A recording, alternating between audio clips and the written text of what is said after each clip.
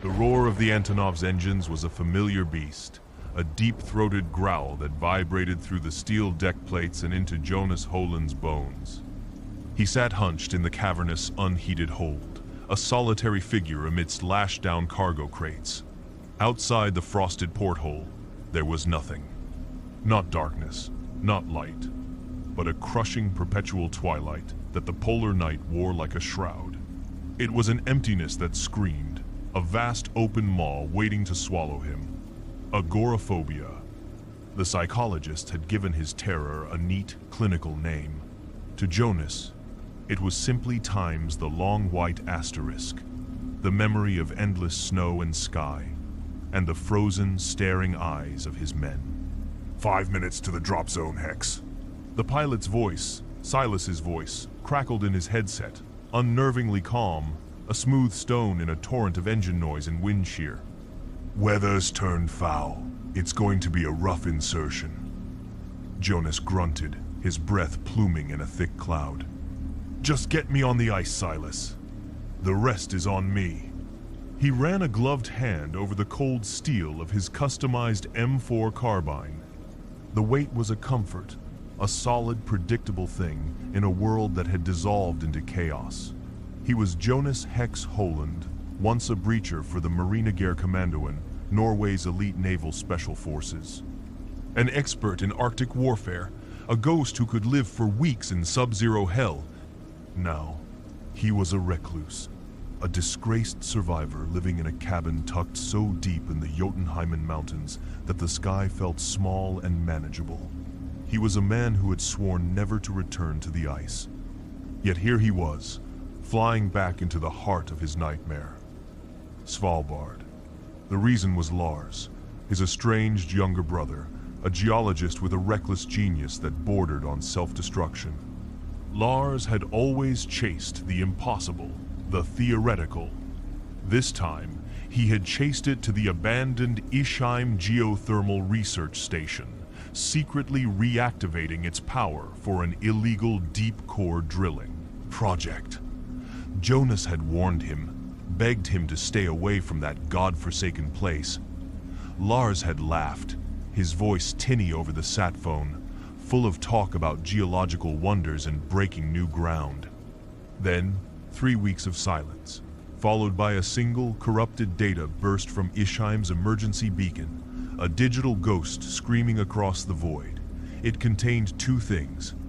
The first was a looping, grainy security video. A camera, deep in a drilling shaft, showing a massive humanoid shadow detaching itself from a wall of ancient ice, moving with an unnatural fluidity. The second was an audio file. Lars's voice, stripped of all its academic arrogance, reduced to a raw, terrified whisper. Asterisk, det ikke kulden som dreper deg. Det Tursten. Asterisk, asterisk. It's not the cold that kills you. It's the thirst. Asterisk. The phrase had been a hook in Jonas's gut, dragging him out of his self-imposed exile. It was a nonsensical, terrifying riddle. Ramp opening, Silas announced. Remember the deal, Hex. You get in, you find your brother, you ascertain the threat. I stay on a high-orbit comms loop. You call for evac, I'm there. No heroics. You are my eyes and ears until the cavalry arrives. Jonas didn't reply. The cavalry. He knew who that meant. Mr. Corbin Dane, the biotech corporate ghoul who had been secretly funding Lars's expedition. Dane didn't care about Lars. He cared about the specimen he believed his brother had unearthed. A perfectly preserved prehistoric organism, a potential goldmine for cryogenetics. Dane had paid a fortune for this rescue mission, and Jonas, despite his hatred for the man, had needed his resources.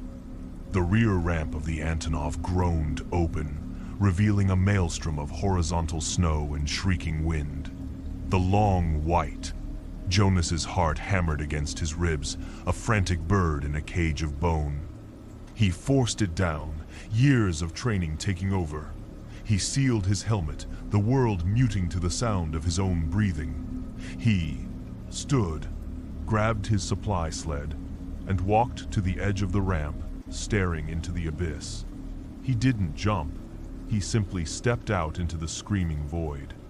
He hit the ice hard, rolling with the impact, the sled skidding to a halt beside him. Above, the Antonov was already a phantom, its engine roar swallowed by the gale. He was alone. Utterly, terrifyingly alone in the heart of the polar night. The Ischheim station was a faint skeletal outline against the oppressive gloom, a few kilometers distant, a ghost on the horizon. The trek was brutal. The wind was a physical entity, a predator trying to rip the heat from his body.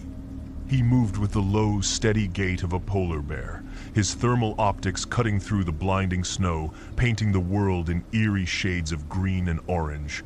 This was his element. The cold, the dark, the fight for every breath.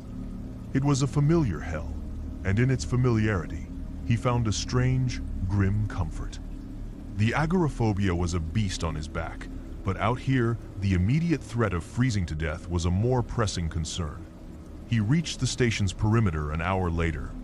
Ischheim was a monument to hubris, a state-of-the-art facility, half swallowed by a glacier, built over a deep ice fissure.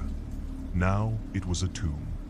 Snowdrifts were piled like massive shrouds against its heavy blast doors.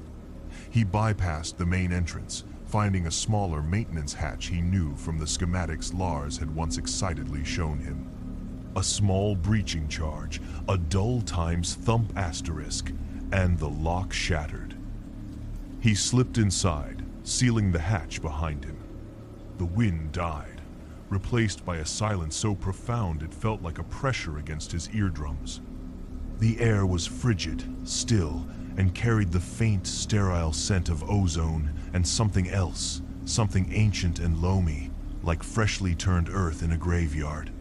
"Silas, I'm inside," he whispered into his comms. "Beginning sweep. Copy that, Hex." Silas's voice was a reassuring presence. "No heat.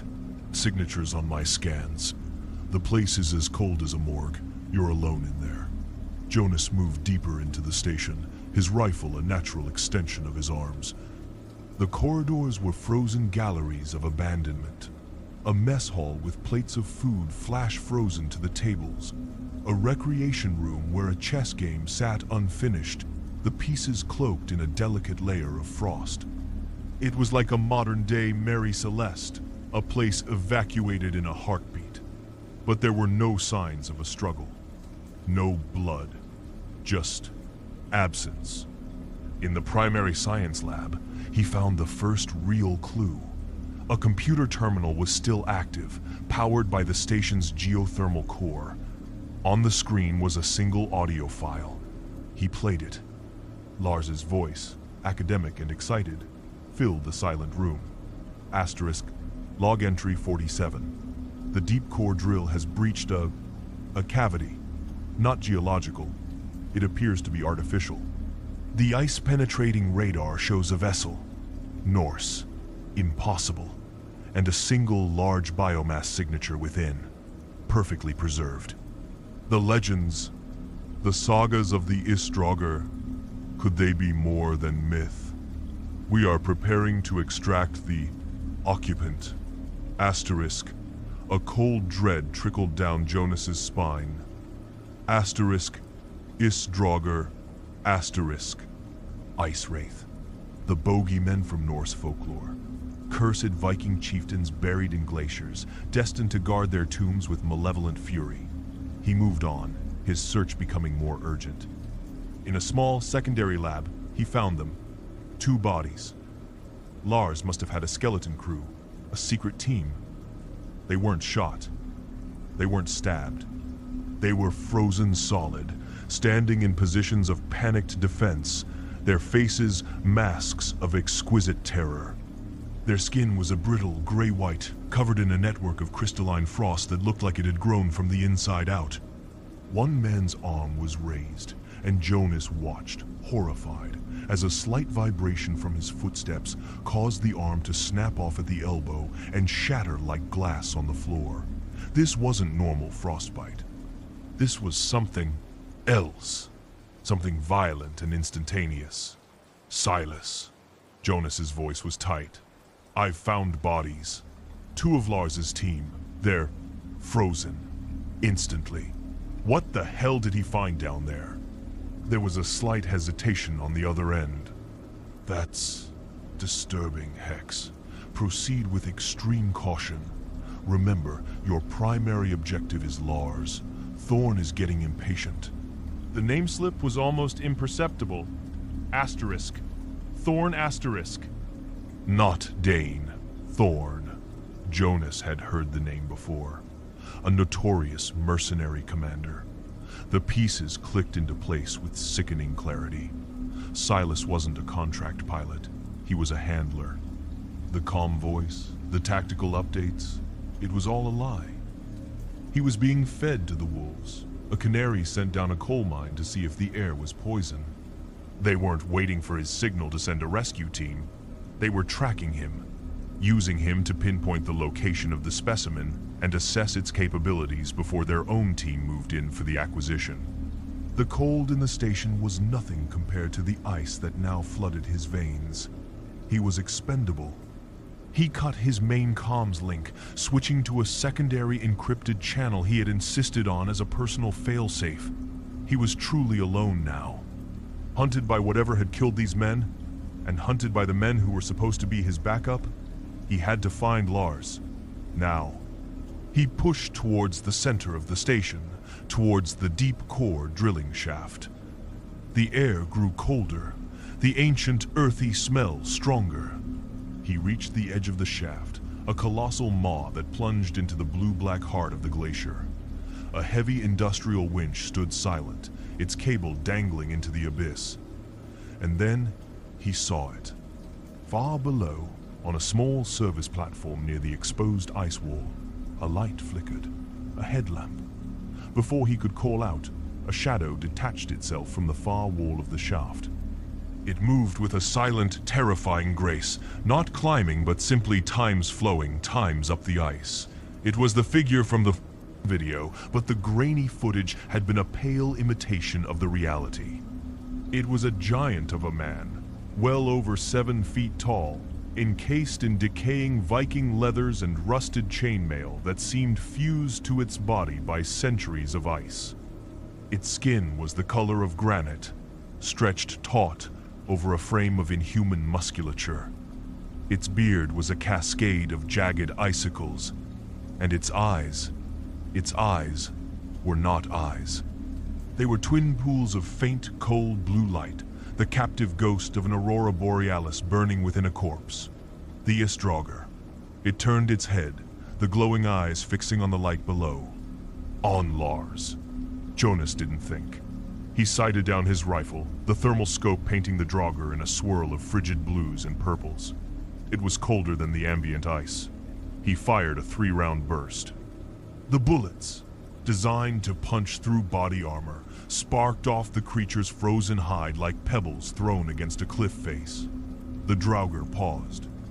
The blue light in its eyes intensified. It turned its head slowly, impossibly, and looked straight up the shaft, straight at Jonas. It knew he was there. Then, with a speed that defied its bulk, it began to ascend, its frozen claws finding purchase in the sheer ice, moving like a monstrous insect. Jonas fell back, his mind screaming. He slammed a heavy pressure door behind him, locking it. It wouldn't hold for long. He had to get to Lars, but he couldn't use the main shaft. He sprinted through the labyrinthine corridors, his knowledge of the station's layout his only advantage. There was a maintenance ladder, a claustrophobic steel tube that ran parallel to the main shaft. The sound of the pressure door being torn from its hinges echoed behind him, a shriek of tortured metal that spurred him on. He found the ladder and began to descend, his body screaming in protest, the rungs slick with ice. He could hear it moving in the main shaft, a rhythmic scraping sound. A predator, patient and relentless. He reached the service platform, to find Lars huddled against the ice wall, babbling, his headlamp beam dancing erratically. "Lars!" Jonas grabbed him, shaking him. "Lars, look at me! We have to go!" His brother's eyes were wide with a terror so profound he was barely human. "The thirst," he whispered. His lips cracked and blue.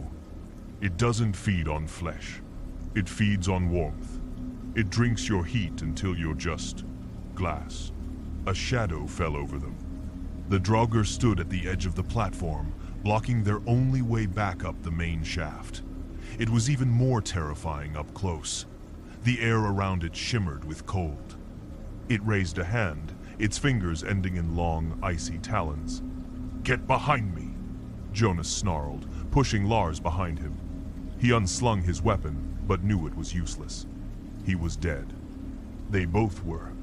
Suddenly, the station's comm system crackled to life, Thorn's voice booming through the shaft, dripping with smug authority. "Håland, impressive. You've managed to flush it out for us. Now, be a good boy, step aside, and let the professionals handle our asset. High above, ropes snake down from the upper levels." A team of 4 mercenaries in state-of-the-art Arctic combat gear rappelled down, landing silently on the platform. They formed a semicircle, their advanced rifles leveled. Their leader, a bull of a man with a face like a clenched fist, stepped forward. "Thorn, the specimen is ours," Thorn said, his eyes ignoring Jonas and fixing on the Draugr. "Light it up." They opened fire. A storm of high-velocity rounds slammed into the ancient warrior. This time, the sheer volume of fire had an effect. The Draugr staggered back, chunks of glacial ice splintering from its armor. But it didn't fall. It let out a low growl, a sound like the tectonic grinding of continents. The blue light in its eyes blazed. With a speed that was physically impossible, it lunged.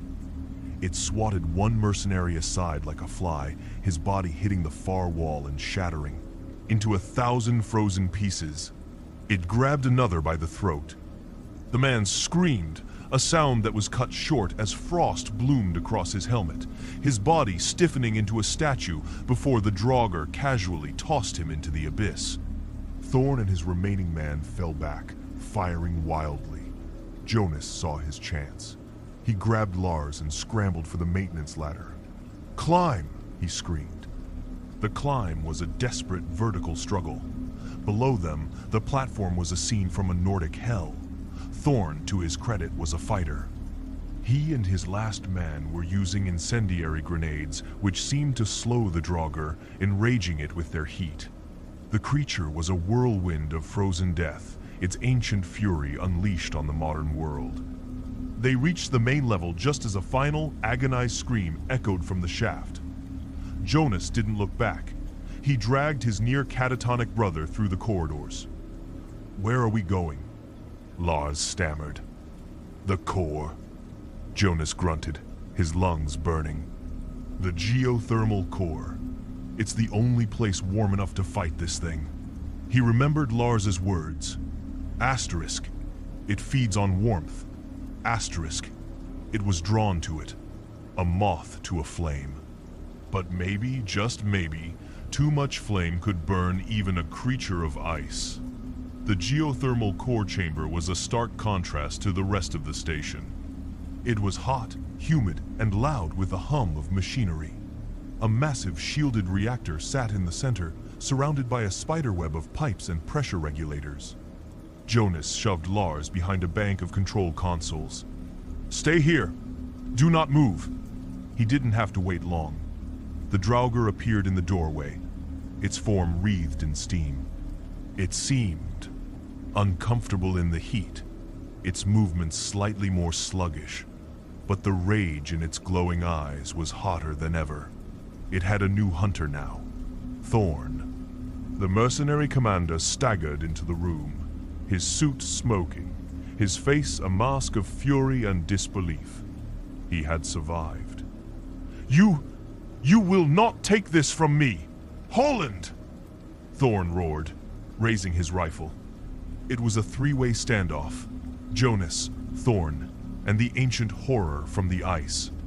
The Draugr ignored Thorn, its gaze fixed on the pulsating heat of the core. It took a step towards it, its icy form shedding vapor, And in that moment, Jonas understood. It wasn't just weakened by heat. It times hated times it. It was a creature of absolute zero, and this place was an inferno to it. A desperate, insane plan bloomed in his mind. He wasn't going to fight it. He was going to cook it. Lars! He yelled over the noise. The pressure regulators! Can you overload them? Cause a directed steam purge into the main conduit? Lars's eyes, for the first time, showed a flicker of his old self. The scientist, the engineer. Theoretically, but it would blow the whole system. The station would collapse. That's the plan, Jonas yelled back, laying down suppressing fire to keep Thorn pinned. The Draugr, enraged by the heat and the gunfire, charged. Jonas dove out of the way as it smashed the console he'd been hiding behind, the metal groaning and tearing. Thorn used the distraction to reposition, trying to get a clear shot. Do it, Lars!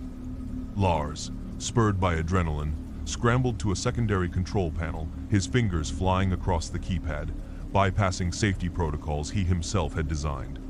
Alarms blared, red lights flashing across the chamber.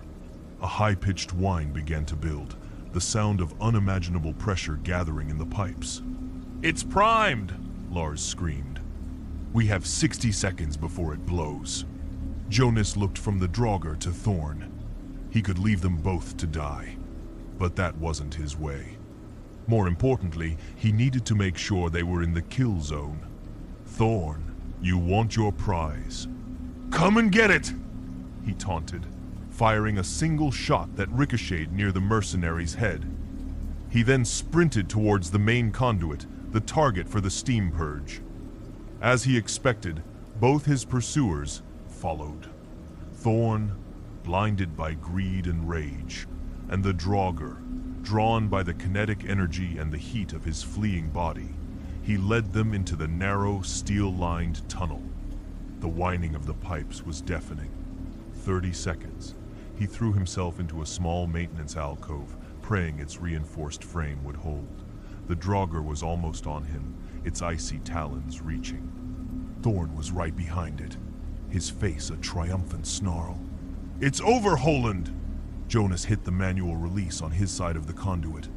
Not for me. The world became a white-hot roar. A wave of superheated steam, thousands of degrees Celsius, erupted from the pipes, a physical wall of incandescent energy. Thorn and his advanced combat suit simply vanished, atomized in an instant. The Draugr, caught in the full, focused blast, let out a shriek that was not of this earth. Its icy form glowed, first white, then a blinding orange. The ancient ice that armored it didn't melt, it sublimated, turning directly to vapor. The creature cracked, fissures of pure energy racing across its body. It shattered from the inside out, exploding into a billion glittering shards of superheated crystal, its ancient curse scoured away by man-made fire. The shockwave threw Jonas against the back of the alcove, knocking the air from his lungs. The station screamed around him, the sound of groaning, buckling steel. The core had gone critical. He staggered out into the collapsing chamber to find Lars waiting by an emergency escape hatch. This way! They scrambled into the tight tunnel, the station tearing itself apart behind them. The floor buckled. The lights died, plunging them into absolute darkness, broken only by the sparks of shearing metal. They climbed, crawled, and ran, driven by pure survival instinct. They burst out onto the surface into the face of the raging Arctic wind just as the ground beneath Ishheim gave way. The entire station, a marvel of engineering, slid into the gaping ice fissure with a final, deafening groan, swallowed by the glacier as if it had never been. They were alive. Stranded, but alive. Jonas activated his personal distress beacon. They huddled together for warmth, two brothers against the vast, unforgiving emptiness. Hours passed. As the horizon began to bleed with the first faint whispers of purple and gold, the dawn of the polar day, Jonas looked up at the vast, open sky. The beast of his agoraphobia was still there, but it was quieter now. He had walked into the heart of the Long White, faced a monster from myth and a monster of greed, and walked out again. He had found his brother. A distant, rhythmic times thump thump thump times broke the silence. A search and rescue helicopter, a dark speck against the nascent dawn. The long night, at last, was over.